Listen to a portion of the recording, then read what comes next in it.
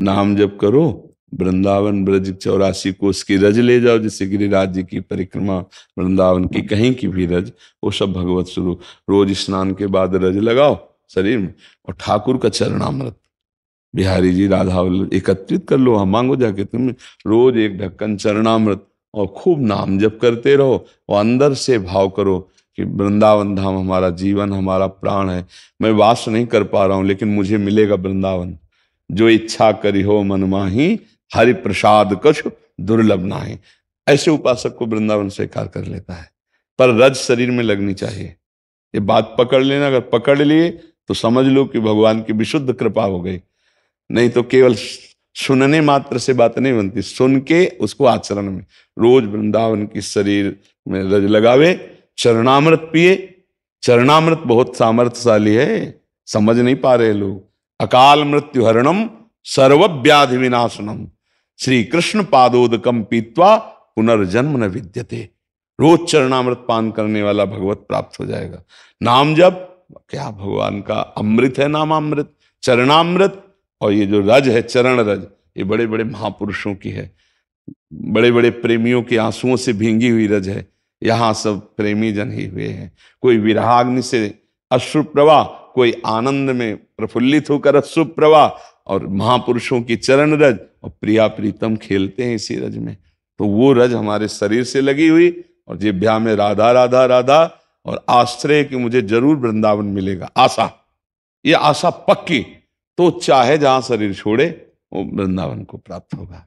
और कभी कभी जब समय मिले तो आ जाया करो वृंदावन, दर्शन कर गए और अपने सीसी कैमरा में भर ले गए, और रोज आ जाया करो।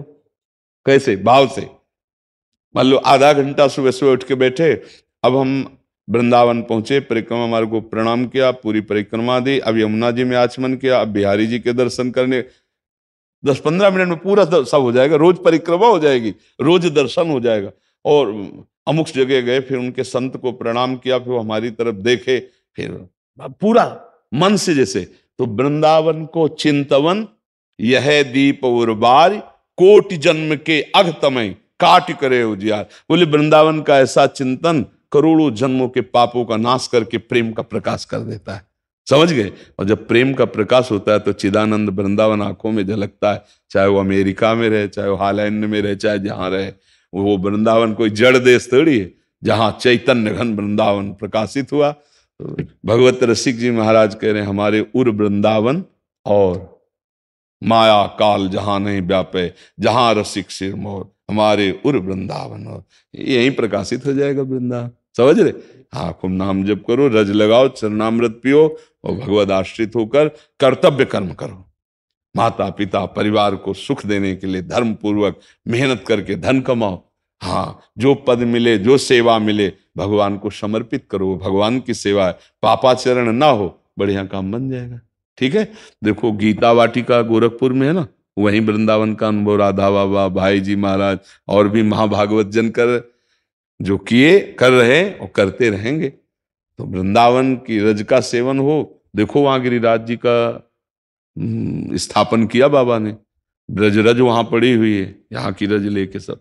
ये तो ये रज का सेवन, चरणामृत सेवन, तो आप वृंदावन वासी ही माने जाओगे, क्योंकि रजोपसेवी हो और वृंदावन की आशा है। तो जिसकी जहां आशा होती वो वहीं जाता है।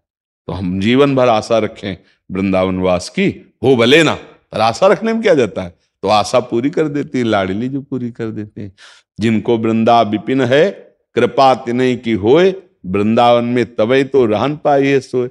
हम श्री किशोरी जी से आशा करते रहें, वो पास कर देंगी। तो शरीर रहते या शरीर छूटते, वृंदावन की प्राप्ति हो जाएगी।